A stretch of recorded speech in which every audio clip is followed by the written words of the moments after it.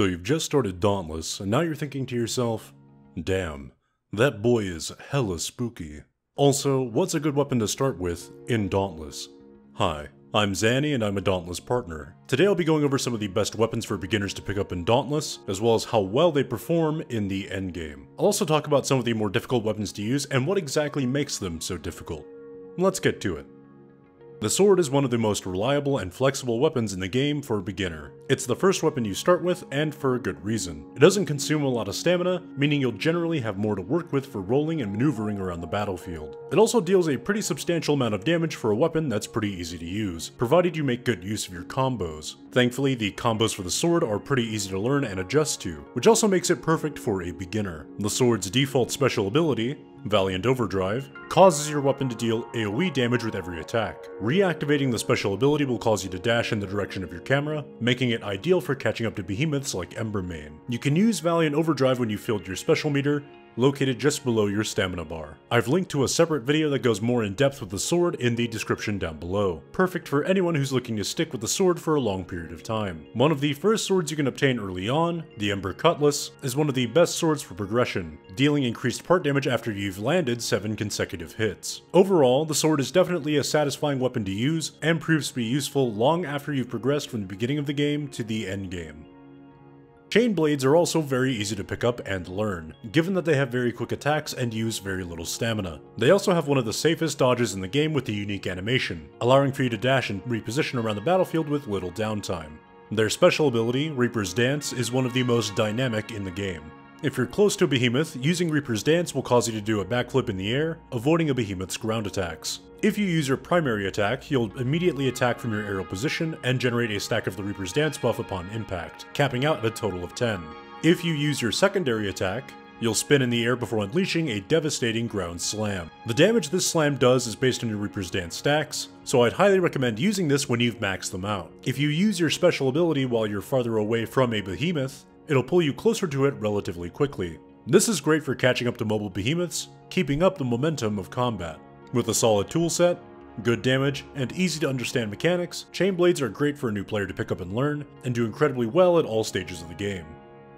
Repeaters are the kings of easy weapons, requiring very little practice to perform well with due to the lack of traditional combos. While they are a ranged weapon, you'll deal the most damage whenever you're in close proximity to the behemoth, indicated by your reticule turning red. If you reload close to a behemoth, you can also empower your shots, dealing increased damage and amplifying the effect of your special abilities. Captain's Grip, the default grip for your repeaters, increases your attack speed when deployed and picked up. If used while empowered, Captain's Grip will apply this buff to all of your teammates, making it a powerful asset when playing with a team. Ballistic Chamber fires a single orb that deals heavy damage, but fires 2 more orbs while empowered, making it crucial to ensure that your weapons are empowered before firing. You can tell if your weapons are empowered based on their sound effects as well as the glow that surrounds them during their empowerment period.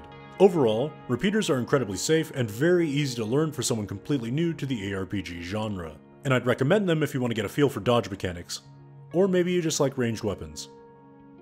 Now that we've covered some of the easier weapons, I'll talk a little bit more about the more difficult weapons and how they work. The axe is one of the slowest weapons in the game, and relies heavily on behemoth knowledge to perform well with. It also consumes a ton of stamina due to the amount of repositioning you'll have to do with it. The first and third attack of each combo can be charged up to 3 stages, increasing your damage and meter gain up until you hit the 3rd stage.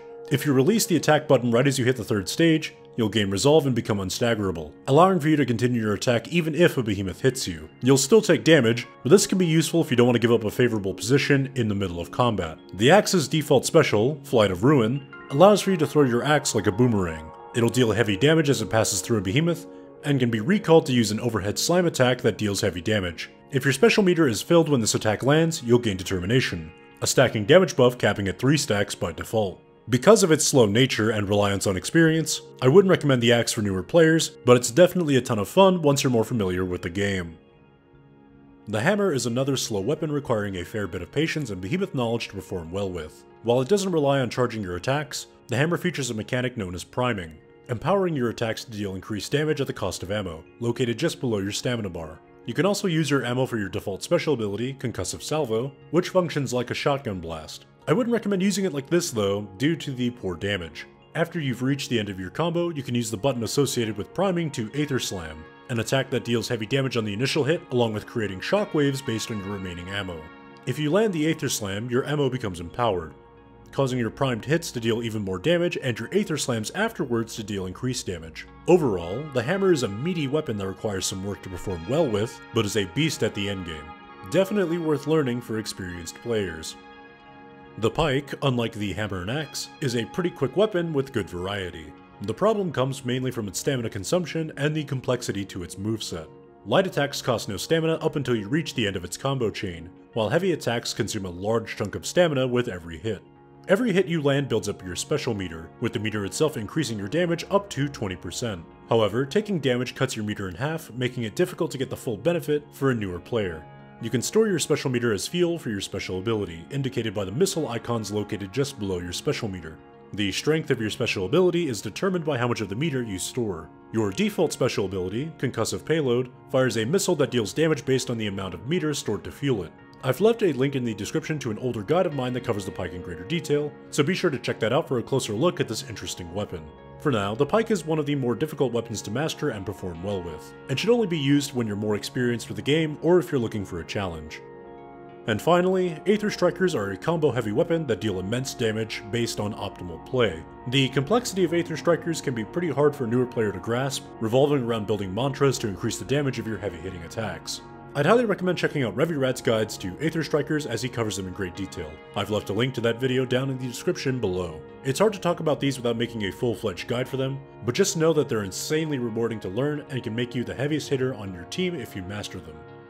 We've covered a lot in this video, and hopefully the insight I've given you helps you decide what weapon you want to pick up for your adventures. I personally mained Sword for a long time, but have recently started playing Aether Strikers due to their satisfying mechanics and skill requirements. They're ultimately what landed me a number 2 spot on the Trials leaderboard, a competitive speedrunning game mode meant for endgame players. If you enjoy my content and want to see more, feel free to like and subscribe and follow me on Twitter to keep up to date with my shenanigans. I'm also fairly active on Twitch, so if you want to catch a few games with me or ask me any questions, hit me up there. Otherwise, I'll be seeing you in the next video. Take care, and have a good one.